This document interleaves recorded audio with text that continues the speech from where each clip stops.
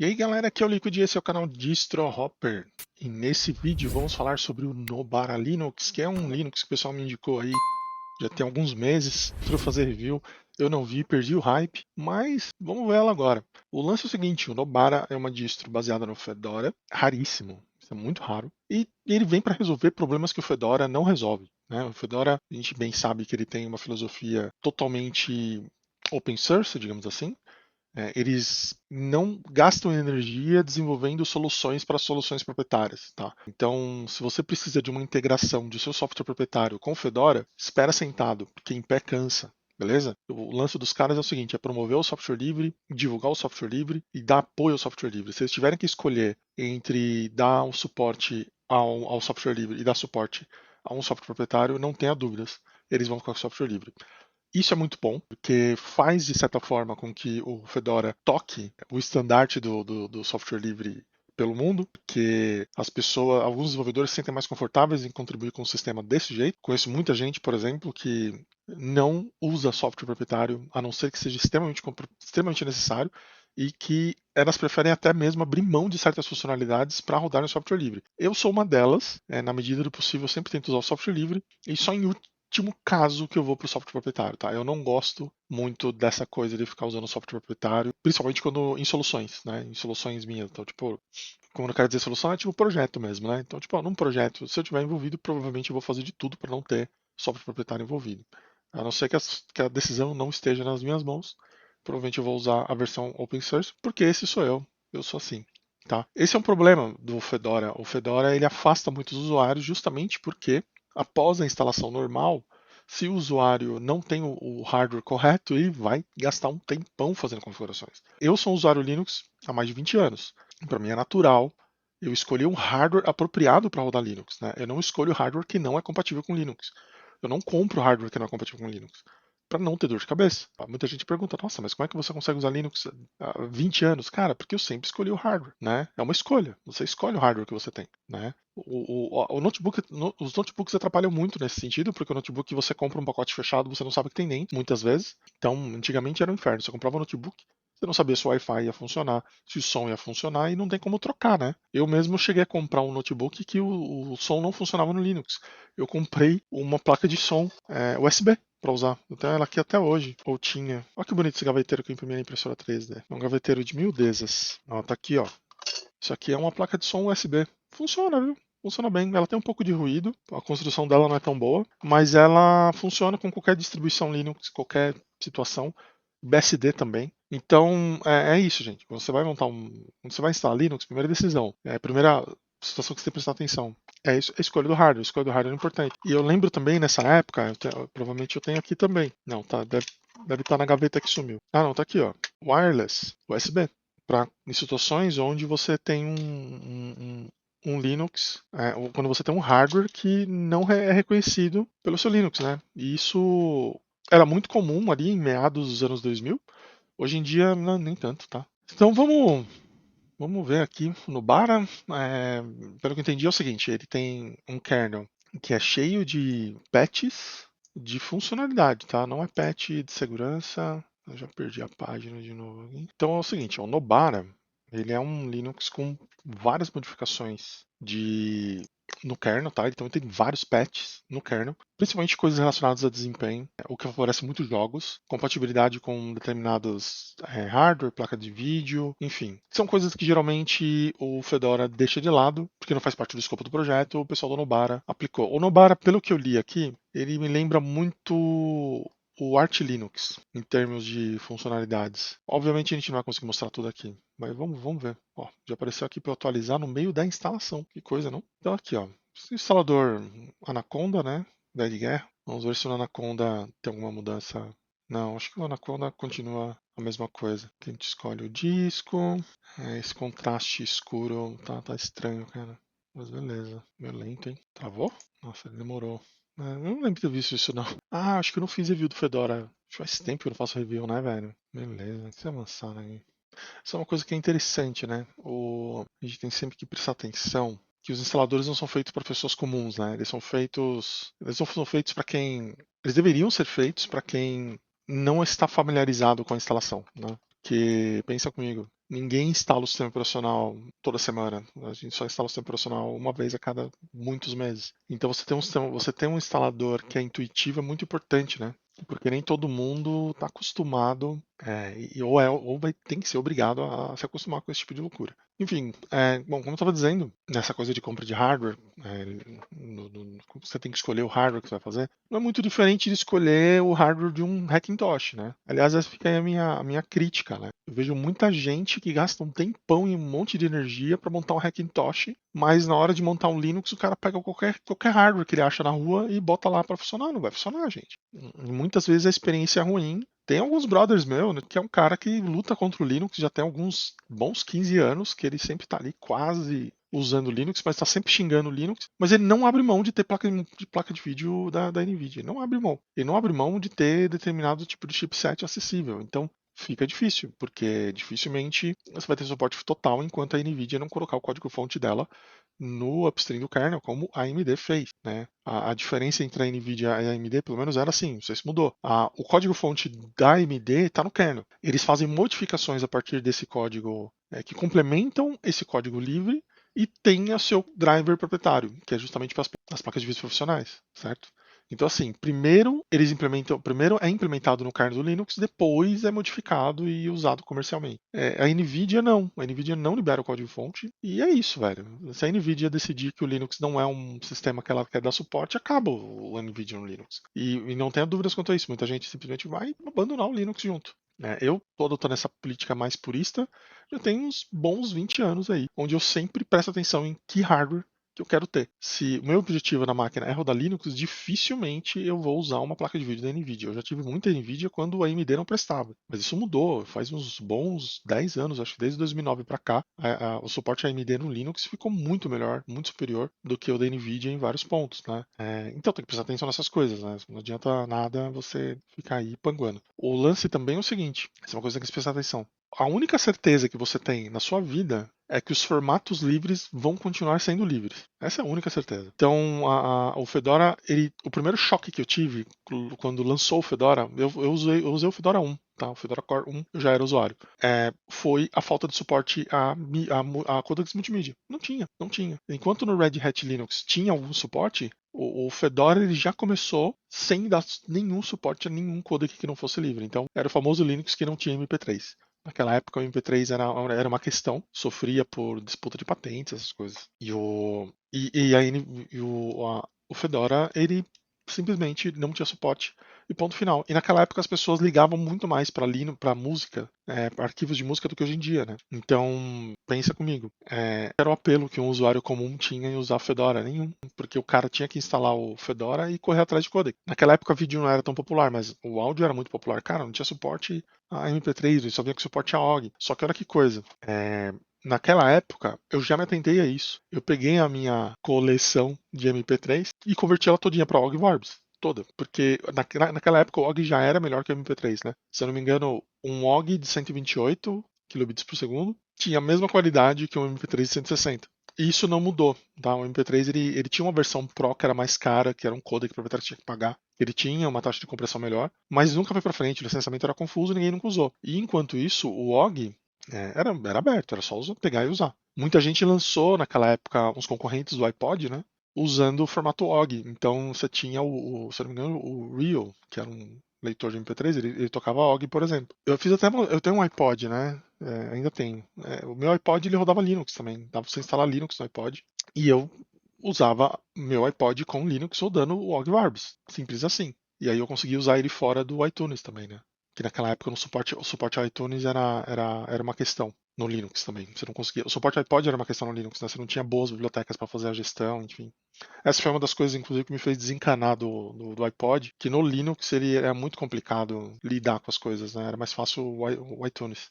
E naquela época também surgiu, era a guerra dos formatos, né? Como o Instituto Fraunhofer estava querendo cobrar royalties de todo mundo para usar o MP3, todo mundo começou a criar seu próprio formato. Então a Apple criou o dele, a Microsoft criou o dela, né? O Windows Media Audio, o AAC da Apple, enfim, todo mundo começou a criar seu próprio formato e surgiram vários outros formatos livres também, e que demoraram bastante tempo até virar padrão, né? E hoje em dia, o que a gente tem aí no mercado? Você sabe o que a gente tem no mercado? A gente tem o Opus. O que é o Opus? É uma evolução do OGG, que é o que 99% dos programas os sistemas de streaming, né? Spotify, essa galera toda, eles usam Opus. Por quê? Porque é a melhor taxa de compressão. Para arquivos que não são lossless, né? Ou seja, quando você comprime essa parte de qualidade, o Opus é o melhor custo-benefício. Como essas empresas ganham dinheiro basicamente fazendo upload de arquivos, qualquer valor a menos, qualquer 10% que você tira ali do tamanho do arquivo, significa algumas centenas de milhares de dólares que os caras estão economizando. Então, quanto melhor o formato, quanto menor o arquivo, melhor para os caras.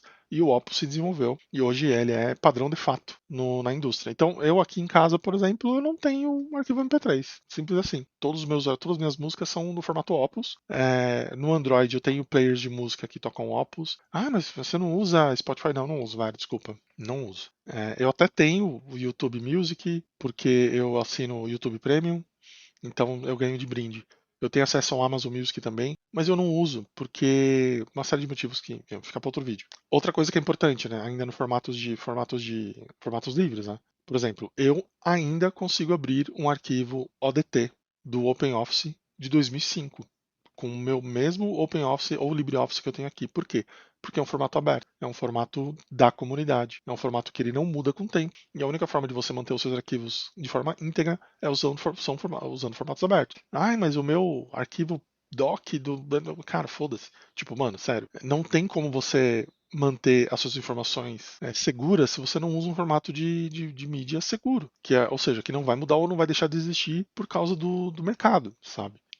Isso hoje em dia não é mais tão comum, porque os monopólios se consolidaram, né? Hoje em dia você tem Adobe, Microsoft, né? Você tem poucas empresas criando novos formatos de arquivo. Mas no começo dos anos 2000 era uma loucura. Você tinha, sei lá, 5 programas diferentes para desenho vetorial e você tinha 5 formatos diferentes de arquivo. Cara, muitos desses programas nem existem mais. Então, quem investiu um tempão aí nesses programas tá cheio de arquivos que não servem para nada, porque o programa não existe mais. Eu encontrei aqui em casa um tempo atrás uma pasta com um formato de mídia que era um concorrente do MP3, proprietário até o talo, eu esqueci o nome agora. E cara, ninguém toca esse formato de arquivo. Tipo, ninguém toca. Porque é um formato proprietário, os caras lançaram a ferramenta no mercado porque economizava 30, 50% do tamanho do MP3, naquela época tamanho importava. E tipo, a empresa deixou de existir e nem, não existe mais nenhum player aí no mercado. Quem aí lembra do formato ACE de compactação? Né? Hoje em dia, você não tem mais um bom suporte, cara. Nesses dias eu achei um arquivo ACE num backup meu antigo e eu fui tentar abrir e não consegui abrir, entende? Ele até tenta abrir, mas ele fala que precisa de uma versão antiga do programa para abrir. Então, assim, cara, use formatos livres. É melhor para você, é melhor para todo mundo. E no final das contas, os formatos livres, geralmente eles têm vantagens. Com exceção do vídeo, durante algum tempo o OGG Theora foi uma boa ideia, tá? Isso caiu por terra por causa dos avanços dos formatos, né? O H264, ele realmente tomou tudo de assalto, ele tomou o mercado inteiro de assalto, mas é um formato proprietário, né? E agora tem o H265, que também está tomando tudo de assalto. Só que tem o formato AV1. O AV1 é um formato livre e é melhor do que o H265. Então, ou seja, é um formato mais adequado para 4K e 8K. E é um formato livre. Então, provavelmente, se nada mudar, ele vai virar padrão de mercado em breve, porque as empresas se ligam nisso, cara. Você gasta uma grana desenvolvendo codec para cobrar royalties dos outros depois. Nem sempre isso é um bom negócio para quem tem que te pagar os royalties, né? E, poxa vida, se você tem ali um formato que tá ali na cara do gol, vale mais a pena você investir uma grana nos desenvolvedores ali e fazer parte do consórcio que dita as regras dele. O Bara foi instalado. Primeiras impressões, demorou para instalar. Mandei fechar. Isso aqui era instalado, usando o grep. Beleza. Uma coisa também que o pessoal reclama muito do Fedora é que o Fedora é meio pesadão, né? Então tem que prestar atenção nisso, porque não é que ele é pesado. Nem lembro qual eu botei aqui. Não é que ele é pesado, é que o. Assim, a senha não funcionou já. É que as escolhas não são muito boas, né? De serviços e tal. Opa, entrou. Então tá, essa aqui é a cara do Nobara. Devido a patentes dos Estados Unidos, nós não podemos incluir codecs de vídeo, blá blá blá blá blá. Porém, eles estão disponíveis.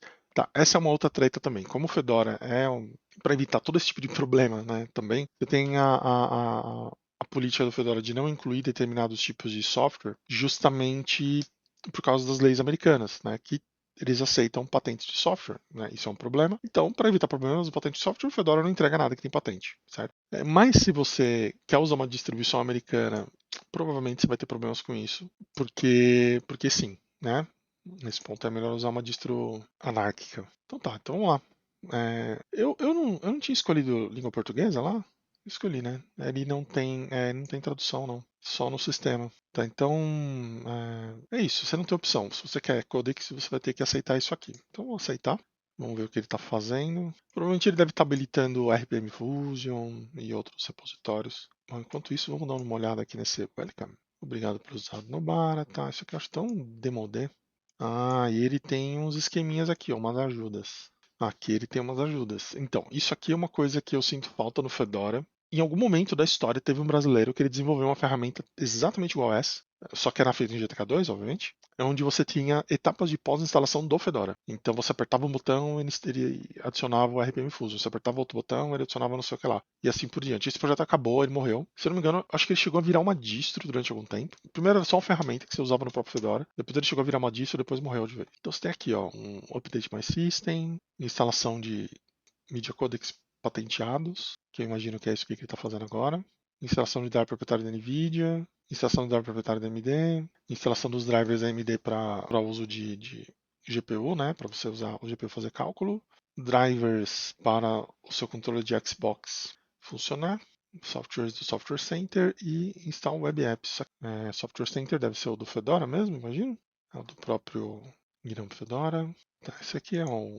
Eita, tá doidão ali. Esse aqui é o... Ah, tá aqui, o Fedora Flatpak. Então ele já habilita o Flatpak, FlatHub, lá os codecs de vídeo. Aí ele tem os codecs do próprio Nobara. Tem pouca coisa no Nobara aqui. Eu esperava que tivesse mais. RPM Fusion, Nobara OnlyOffice. É onde eu chego geralmente, né? Depois que eu instalo o Fedora, o meu Fedora final ele vai ter esses repositórios também, no geral. Então não vai ter nada aqui muito diferente, não. É só um Fedora que vem prontinho. Seria o Nobara o miojo dos Fedoras? É o Fedora que fica pronto em 3 minutos? O que mais tem aqui? Demorou, hein, tio? Os mesmos jogos open source diferentes sempre, né? Vamos ver esse instalador de Axio. Ele vai instalar realmente as coisas aqui os drivers. Nada disso aqui interessa muito pra gente, né? Pelo menos não nesse vídeo, porque eu estou rodando uma máquina virtual, então não faz sentido instalar praticamente nada disso aqui. Adições recomendadas. Até o Blender. Por que eu instalaria ele por aqui? Isso é um Flatpak? Não é um Flatpak, não. Por que o Blender daqui está diferente? Codecs? Ah, é o Blender com H264. Ah, então deve ser o Blender do RPM Fusion, né? E já com os esquemas para GPU, para renderização de GPU. Faz sentido. Eu imagino que o Kden Live, o Discord também. Tá, ele tem modificações no Discord. Eu não sei dizer. Principalmente coisas ligadas a vídeo, tá? Para fazer streaming, muito provavelmente. Que ele faz aceleração de vídeo via hardware. E OBS Codec também é a mesma coisa. Kden Live imagino que seja a mesma coisa. O que tem aqui? O Nautilus. Ah, isso é bom.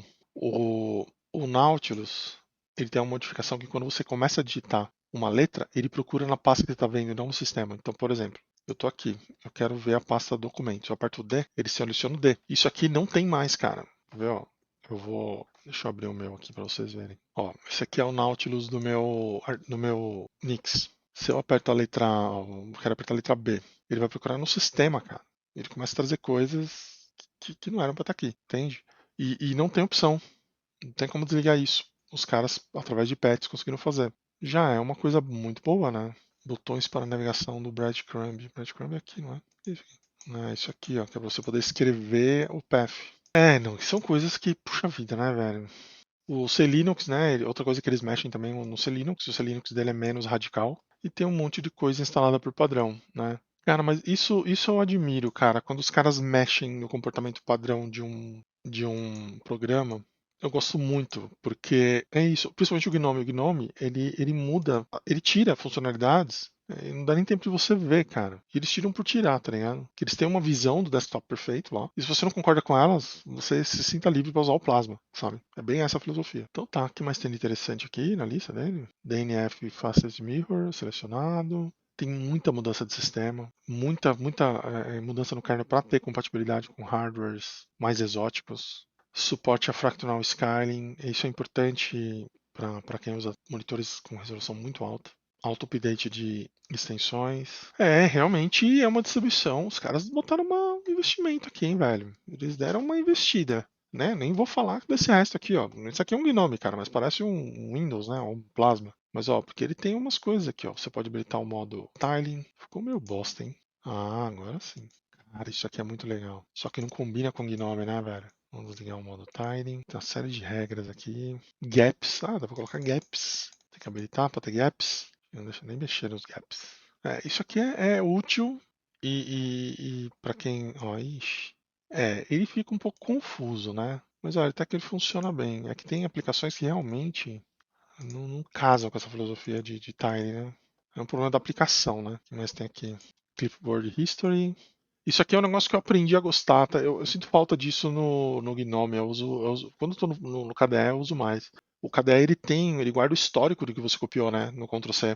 E aí, se você precisa é, ficar cambiando entre 3 ou 4 pastes diferentes, com a tecla de teclado você resolve isso no KDE. No Gnome é só por extensão, né? Isso é bem bom, cara. Isso é bem produtivo. Tá funcionando? Eu não entendi como é que funciona. Não sei se tá funcionando, não. Beleza. Tá, aqui é aquele menuzinho do padrão do Fedora, mas aqui ele tem, olha só, tem os perfis de som para escolher direto aqui. Isso é muito útil quando você tem fones de ouvido, headset, você precisa trocar de um para o outro. Conexão de cabo, as configurações devem ter mudado, né? Deixa eu desligar esse tiling aqui, vai. Configurações não tem nada diferente, não. Continua sendo o mesmo nome de sempre. No Bara Package Manager, travou. A lojinha funciona, no Nobara não necessariamente. Eu achei esse tema feio. É o tema padrão, né? Eu achei meio feio. E aí? Ixi, ele não tá renderizando muito bem, não. Mas o tema é feio. É, E aí ele tem esse menu, né? Que é o Arc Menu. Eu usei bastante esse cara. Eu gosto. Aí você tem os settings do Arc Menu aqui. Aí você tem layouts.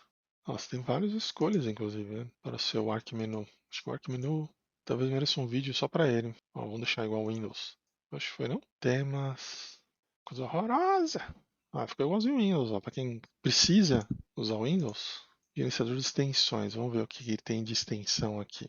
Bem mais do que eu imaginava. Nossa, tem muita coisa que eu não vi, não tinha visto. App Indicator Notification, Applications Menu, Volume Mixer. O que mudou aqui? Não é demais aqui não. Arc Menu, Auto Move Windows. O que isso faz? Background Logo. Blur My Shell. Não tem nada blur aqui não, velho. Ou tem? Não, tem não. E só na máquina real, na virtual não vai funcionar.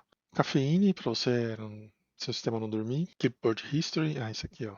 Dash to Dock, Dash to Panel. Nossa, ele tem os dois para você escolher. Tem o Frame, Flipper, OGS Connect, Just Perfection. O que isso aqui fazia mesmo? Nem lembro mais. OpenWriter, PopShell, olha o PopShell aí. Wireless Human Interface Devices. Tem uma mudança relevante no Firefox, ou o Firefox é o mesmo? Pelo menos ele abre como página default, né? Tá, eu vou fazer umas considerações finais aqui. Vamos ver quem é o Nobara na fila do pão. O Nobara nem aparece na fila do pão. Meu amigo. Ó, o Nobara tá na lista de espera aqui para aparecer no DistroWatch. Então não tem nenhuma informação aqui. O que eu queria saber, quanto tempo tem essa distro. Eu vou assumir que o que está aqui nesse blog é a verdade. Começou em julho, então é realmente uma distro recente, ó, removendo o Fedora, removendo a marca do Fedora do instalador. É isso. Então os caras começaram em julho, mano. Os caras, o cara. Quem são os desenvolvedores? Tem mais de um? Thomas Kreider. Vamos ver aqui o histórico de commits. É uma distribuição solo. É uma distribuição solo. Mas é um cara extremamente motivado, né? Tá. Bom, acho que vocês já sabem qual é a minha opinião sobre distribuições Linux de um cara só. Eu não vejo movimentação de comunidade contribuindo com código, apesar que no grupo tem 6 mil membros, né, sendo que 1.400 deles estão online. Então isso aí é mais ou menos a user base do cara, né? Mas eu não vejo contribuições com código. Claro que existem outros tipos de contribuição, né? O código é uma das formas, mas é importante salientar que se esse cara tiver um resfriado, isso acaba, né? Eu não vejo aqui uma estrutura também de issue, tipo de issue tracker. Tá aqui. Quem abre essas listas? Pablo, Taylor. A galera tá contribuindo com documentação, com sugestões. Mas com código não. Essa é uma coisa que me preocupa bastante, né? Tem várias coisas que me preocupam, tá, gente? Eu não ando fazendo vídeo porque eu tô com tanta minhoca na minha cabeça. E pra vocês terem uma ideia, deixa eu abrir meu coração aqui. Então esse é o Nobara, gente. Gostei, usaria, mas tenho preocupações, tá? Ainda não sei o que fazer com esse canal, mas vamos aí. Tô fazendo um review disso porque faz tempo que eu não olho nada de novo. O Nobara faz tempo que tá aí. Então é isso, gente. Baita distro, gostei do que eu vi. É uma distro de um cara só, isso me preocupa. Eu não vi formas de financiamento, isso me preocupa também. Eu não vi comunidade engajada contribuindo com código, isso me preocupa mais ainda. Eu não sei se o Nobara vai sobreviver. Eu não sei por quanto tempo mais ele fica em pé, porque desenvolvedor solo, em algum momento, ele surta, né? Depois de um ano, dois, ele vai surtar. E aí, se não tiver ninguém para tocar, acaba. É assim que os projetos funcionam, certo? E eu não vejo no Nobara um apelo comercial para investir nele. Por quê? Por causa das armadilhas de patente de software que ele está envolvido, cara. Você não quer mexer com isso quando você quer botar seu dinheiro, certo? Então fica difícil, né? Você financiar esse projeto. Esse é o grande drama do desktop Linux, né? Ninguém financia porque é um pepino jurídico. Porque a Microsoft, querendo ou não, ela paga as licenças de todo mundo que ela tem que pagar, as patentes que ela tem que pagar. Porque ela cobra pelo Windows, né? Agora, quando você não cobra, como é que você paga isso, né? Então é complicado. Mas beleza, gente. É isso. Gostou do vídeo? Dá um like, não gostou, um dislike. Dúvidas, sugestões, deixa aí nos comentários. Se você quer vir de paraquedas aqui no canal, se inscreve no canal, acompanha aí a gente nas outras redes sociais aí. Até o próximo vídeo. Falou! Boa tarde, pessoal. Quero agradecer muito quem ajudou aqui na vaquinha da máquina pra mim. Agora eu tô com ela, graças a Deus. E obrigado, né, por ter ajudado.